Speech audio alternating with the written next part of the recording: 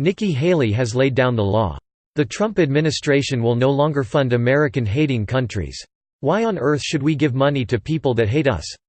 This is another promise kept from President Trump, who vowed to cut funding to countries that hate us while he was on the campaign trail.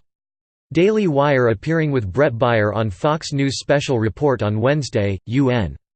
Ambassador Nikki Haley spoke of the Trump administration's foreign policy perspective in characteristically blunt terms, asserting, "We are no longer going to give money to people who are against the U.S., or say, 'Death to America,' or do anything that would be anti-U.S." Haley began by speaking of the sea change in the attitude around the world engendered by the foreign policy initiatives of the president. "I think he's actually done a lot on foreign policy, but in different ways.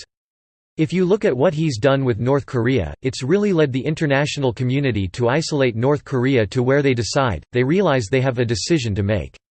He led on the fact that he pulled out of the Iran deal. He's forcing the entire world to admit the fact that Iran was not behaving properly. He's led in Syria to make sure that chemical weapons are not being used, and he's warned against them being used again."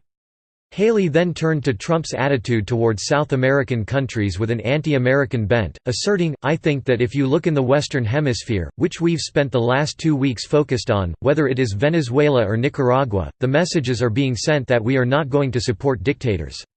Then Haley extrapolated from South America to the rest of the world, "We are no longer going to give money to people who are against the U.S., or say, 'Death to America,' or do anything that would be anti-U.S. We are now going to strategically start to work with our friends, and we are no longer going to be handouts for those who go against us."